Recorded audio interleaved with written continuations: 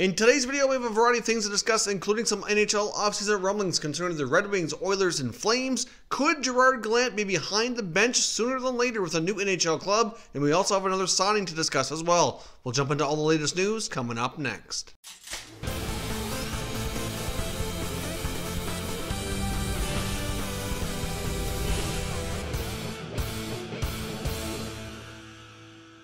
So welcome back to another video here at Top Shelf Hockey. Now, as I mentioned, we have a variety of things to discuss here today. Let's kick things off with this signing that we have on the table, which is the Vegas Golden Knights re-signing forward Nikolaj to a 2-year extension at $750K. Now, this is a 1-year deal, and he's been a player who's been kind of up and down with the Vegas Golden Knights over the last year or so between the NHL, AHL, played pretty well, and he's kind of worked himself into a situation where he's earned himself a one-way contract in a more regular spot in their lineup. Now, in the past couple days, when we've looked at some offseason rumors, trades, free agency, things that can happen once the offseason finally kicks underway, we did look at Vegas a few days ago, and I had mentioned that he might be a player who might be a cheaper option for them than a guy perhaps like a Thomas Nosek, who's a pending UFA, and now that he's been inked to a longer-term extension for the next couple of years, that very well might be exactly what happens. I guess we'll see if this impacts the future of Nosek with the club or not, but either way, he's been a really hard-working guy. He's originally drafted by the Hurricanes. He's put in a little bit more time in junior after being drafted. He's put his time in the minors as well and has really worked hard and grinded his way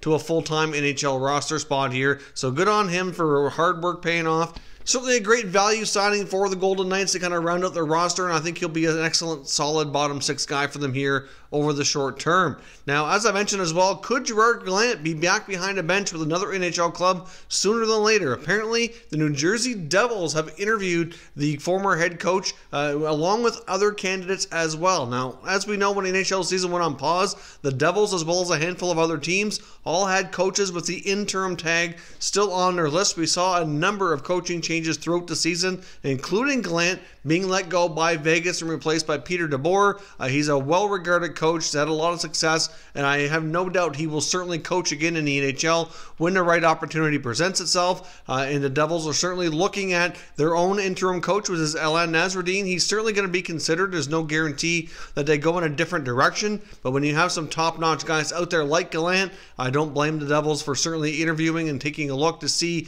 what kind of fit he would be, what kind of price tag it's going to be to sign him if they wanted to go down that road, and just kind of figure out what they should do longer term. I mean, after all, the NHL season's on pause. It doesn't prevent them from doing business like this, so why not go ahead and take a look at what might be out there? It makes a lot of sense. Of course, their general manager, Tom Fitzgerald, also has an interim tag, and I'm sure he's going to be wanting to do some work to kind of impress his bosses and ownership to make sure that he can hopefully remain to be the general manager on a full-time basis with the Devils once the NHL season gets back underway or into next year or whenever that works out to be. But either way, the Devils are certainly scouting for the coaching positions, and Gallant certainly one of the top guys on the list who have been interviewed. So I guess we'll have to see what this means for his future as well as the future for the head coaching job of the Devils. I would not be shocked to see a team like Seattle, once they're a little ready here to maybe go down the road of hiring a coach, if he's still available, he'd be a prime candidate for them as well, considering he went through this process with Vegas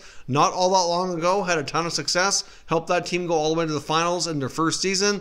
I would not be surprised at all to see the Seattle franchise reach out to him about discussing that possible head coaching position as well. So I guess we'll see, but like I said, he's a coach in high demand. He won't have any problem finding work, just a matter of time before he gets the right fit. Now, as I mentioned, we have some offseason rumblings regarding some of the other NHL clubs I wanted to take a look at. Let's kick things off here with the Edmonton Oilers. And Sportsnet's Mark Spector was asked a number of questions on the future of some players and moves that the Oilers might make this offseason. One of the questions I found a little bit more interesting was that on Finnish forward Jesse Puljärvi, of course the former 4th overall pick who is not signed by the Oilers, played over in Finland. What does his future hold? Will he come back to the NHL? Will the Oilers trade him? What exactly is going to happen? In Spector's view, he figured it could be a number of scenarios that play out.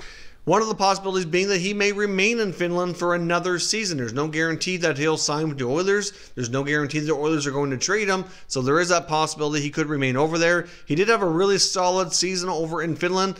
He was not far off from a point per game player. Obviously, if he continues that and puts himself up for another season over there, that very well could really increase his value even more to get a better return for the Oilers. Might give him that much more of a confidence boost coming over when he does make the eventual return and make another crack here at the NHL. Of course, the other possibility, Spector feels he really should sign with the Oilers, come over on a one-year contract and prove that he can play in the NHL and be more successful than he was in the past. That success in Finland is good and all, but might not necessarily translate to the NHL, which I kind of somewhat concur with, but I guess he seems to be content on not signing with the Oilers.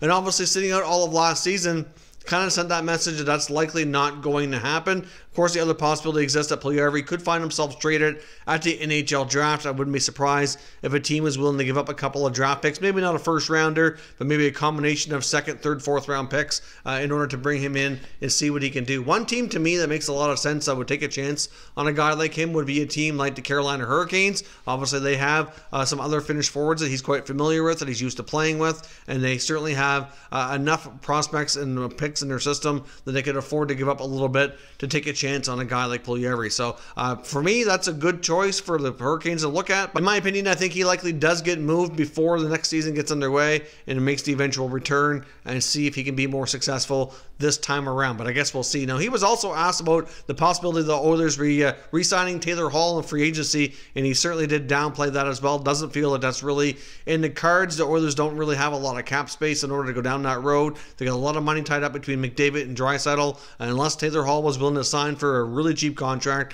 which I just don't see happening, he didn't feel the Oilers will really be in that market if Hall hits free agency. But sticking with a team that could be interested in Taylor Hall, let's now jump over to their provincial rival, and that's the Calgary Flames. Now, Eric Francis of Sportsnet was also asked a lot of questions in a mailbag type article about the Flames offseason and their future, and obviously he indicated that he felt the Flames likely could kick tires on Taylor Hall. He's not sure how big they're going to be in on trying to sign him. Of course, the Flames are somewhat tight on space, but could make it happen, especially if they're willing to shake things up a little bit with bringing in Hall and moving in another piece. Now, besides signing Taylor Hall or going into the free agent market, another big question is, will guys like Gaudreau or Monahan find themselves on the move, or will they continue to be given a shot to lead this team to more success? And Eric Francis believes that the Calgary Flames are going to want to give their top guys one more kick at the can here before they actually consider making a big trade and kind of blowing up that core group of players. They're still young. They're still productive. I mean, they're still having good seasons. Things were down a bit this year,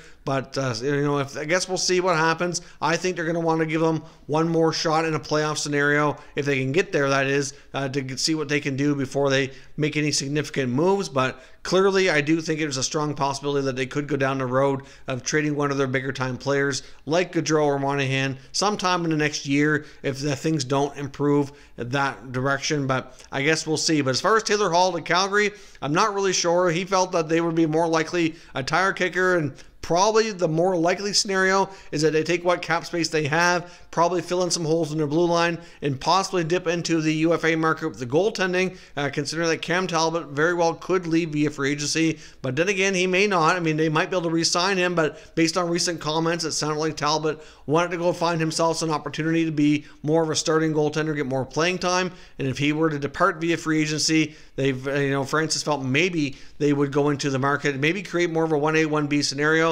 Maybe a guy like Robin Leonard, who's on the free agent market, likely not returning in Vegas, or Jacob Markstrom from Vancouver, another guy, if the Canucks have a hard time re-signing him, maybe they could look to go down that road. You combine one of those guys with David Riddick, and they'd have a really, really solid 1A, 1B goaltending tandem, and a lot of successful teams have had that here in recent years. So I guess we'll see. They may not want to invest that much money in goaltending, but certainly a possibility and a more likely scenario than maybe bringing in a big-time player like Taylor Hall without some salary going out. But either way, I do expect the Flames to be active, but their activity very well might be not so major. Might be kind of filling out the roster, filling in some holes to kind of get this team more competitive and round it out nicely to have hopefully another shot at success before they really kind of shake things up. Now, of course, the other team I want to look at today was the Detroit Red Wings, who have several restricted free agents, and Steve Yzerman will be a busy GM. Obviously, with the NHL on pause, even some teams are somewhat busy now getting contracts looked after, and he very well might take to that depending on how long this layoff turns out to be. But obviously there's a group of RFAs within the Red Wings that some are more likely to return than others. Obviously a guy like Tyler Bertuzzi's really proven to be an important player for Detroit, and he can be an important piece with their core players moving forward. I think he's the most likely to get a longer-term deal. Then you've got a guy like Anthony Mantha as well, who's kind of more complicated. And there's another article here from the Detroit News kind of outlining what they think will happen with all these RFAs. And they kind of feel that Mantha could go one of two directions. He could either go with a short-term deal because he's not that far off from being eligible to be UFA, to kind of stay healthy, boost his numbers, to get a bigger payday in free agency. Or maybe if the Red Wings have a lot of confidence still in him that he will continue to improve and progress and hopefully stay healthy and improve his production, then maybe they'll give him a 4 or 5 year deal, something a longer term to help him be a big part of their core moving forward as well. I'm not completely sold on the fact that he will definitely get that longer term deal with Detroit. I do think it's possible. Hard to say what Yzerman's thinking, but either way, I do see him likely remaining with the Red Wings. I know he's had some injuries the last couple of years, needs to find more consistency, but obviously surrounding him with a stronger group of players would probably go a long way to helping him improve as well. Now, some other guys that are certainly debatable and may not return would be a guy like Brendan Perlini, Adam Ernie, even Madison Bowie. Maybe Ernie's the most likely to return under the 3, maybe getting a 1-year term, but he's going to have to take some steps forward to stay beyond that, I think. Clearly, Bowie and Perlini haven't really worked out. Wouldn't be surprised to find out that they're not qualified and maybe let go that way and turn into UFAs. That's a strong possibility in my opinion. A guy like Robbie Fabry, on the other hand, I think he's played well enough to at least earn himself a short-term deal. I wouldn't be surprised to see Yzerman offer him maybe a 1 or 2 year contract, keep him around. But Fabry's big thing over the course of his career is staying healthy. He's been really injury prone, has several knee injuries, ankle injuries. He's just kind of prone to that for some reason. If he can stay healthy, though, he's got lots of skill, and he can certainly be a productive player for them. He certainly played well after the Red Wings acquired him from St. Louis, and I would not be surprised if he returns on a short-term contract for the Red Wings as well. So that is all your news updates for today. Of course, as always, want to know your thoughts and opinions and everything down below in the comment section, so make sure you let me know your thoughts and we'll continue the conversation. If you're new to the channel, consider subscribing and turning on your notifications. And also, again, thank you to all those holding channel memberships and supporting the channel. I greatly appreciate it. Thank you very much for watching, and I will catch you next time.